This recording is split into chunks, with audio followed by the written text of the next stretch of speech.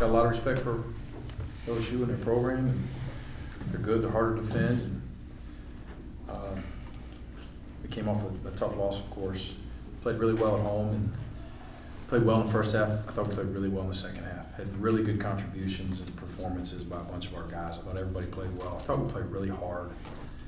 Appreciative to the fans that showed up, especially being a uniquely late 9 p.m. tip. So good win for us, and back to it. Got to get rest, no off day, and another great opportunity on Saturday against another really good team.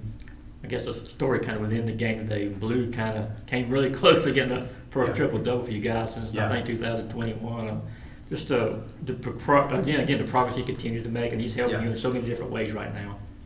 He is. You know, as a freshman, I just said on the radio, he was a talented freshman that could make shots and was developing in other areas, and now he's a good player. Now he's a good SEC player who had a whale of a game and only made 1 3. You know, arguably his biggest strength, definitely last year and maybe early this year, but just rounding out his game. 8 assists and 0 turnovers, and really rebounded well, played really hard. Proud for him. There's a play near the end, I think about 80 seconds left. Silas kind of lays out for this loose ball and hits Kane. Yeah. What does that play kind of say about the culture and maybe Silas's role in kind of building that playing hard kind of thing? It says a lot. I mean, that's a microcosm of what we're trying to be. That exemplifies culture is action. That exemplifies what we're trying to do on a daily basis, things that we can control.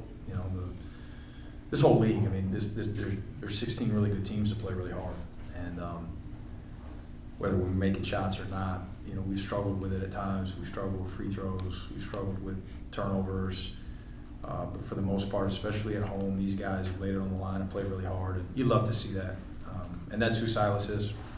How many times have you seen an opposing team score 27 points on 9 3-pointers, and just kind of how your guys kind of kept their composure, not kind of letting that get get to them a little bit? Yeah, early in the game, the scout for us was, it starts with those 2 guards, Carter and Sears, who were just a handful to defend. And that staff and Matt, they put them in space and they run different actions for them, and they're just hard to keep up with. And so that was the focal point, and some other guys stepped up and hit some shots, and they had it going.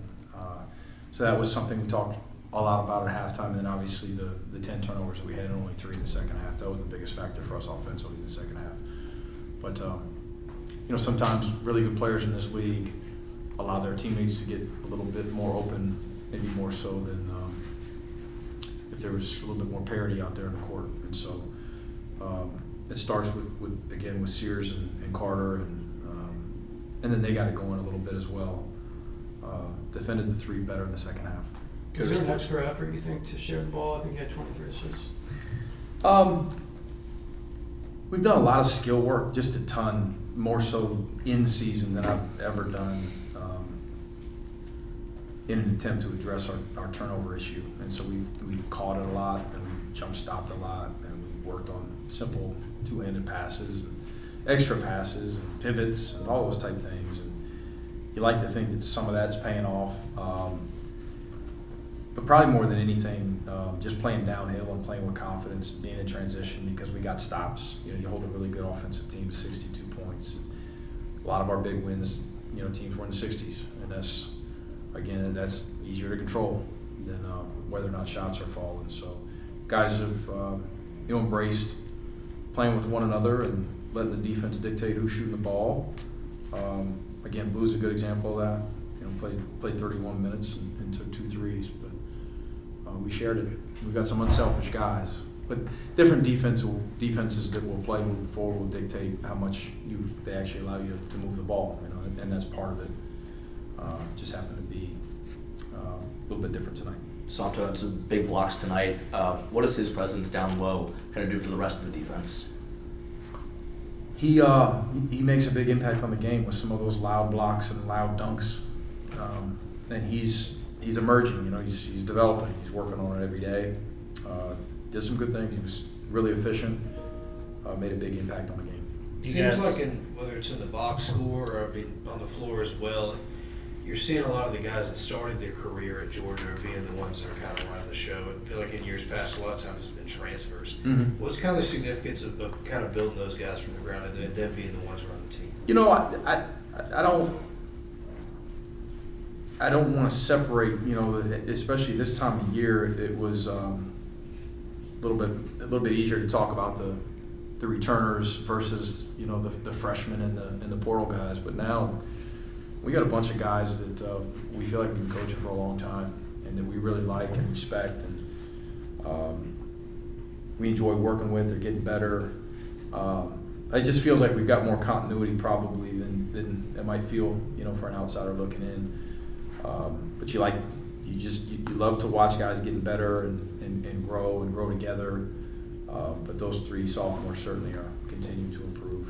You guys outscored them in the paint 44-14. How much do you feel like that dominance down low, kind of turned the game in y'all's favor?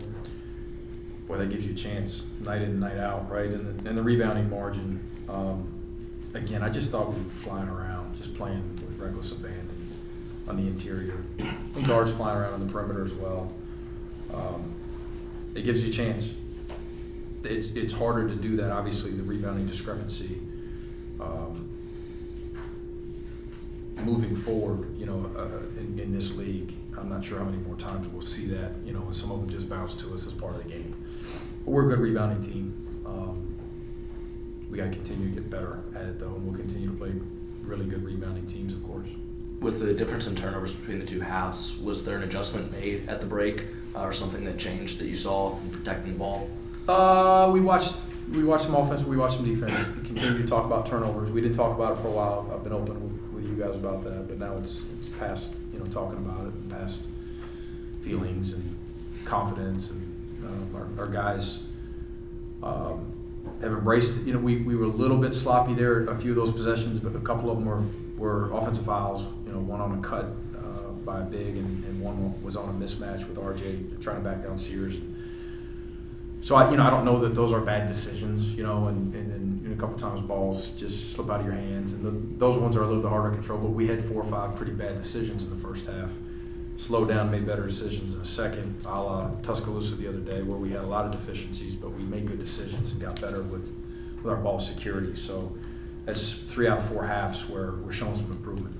Productive night from Duchesne. How have you seen him sort of handle the transition to playing SEC basketball and the competition every night? You know, he had a really good game here last year. He had a lot of options. We were fortunate to that he chose us, of course. And he got off to such an incredible start, and then the SEC came, and people forget, you know, he's a true sophomore who played his first season at a much lower level, you know, in a league that's very different than the SEC. So, falling into some deficiencies, some turnovers, some of those freshman blues as a sophomore, because you can kind of look at him as a freshman. It really wasn't a surprise to our staff. And I admire the way that he's kind of dug himself out of it. I thought it was his best game. And he's practiced really well the last couple of days. He's got to continue to grow with his decisions. You know, you can't just put your head down against an SEC defense and go full speed and hope it all works out, because jump up in the air and just the defense is the length, the discipline, just the overall ability that these defenses in this league they'll expose you until you're ready. And tonight, he made better decisions. He played within himself. He hit singles as opposed to trying to hit grand slams, and that's a big step for him. More? Thanks, Coach.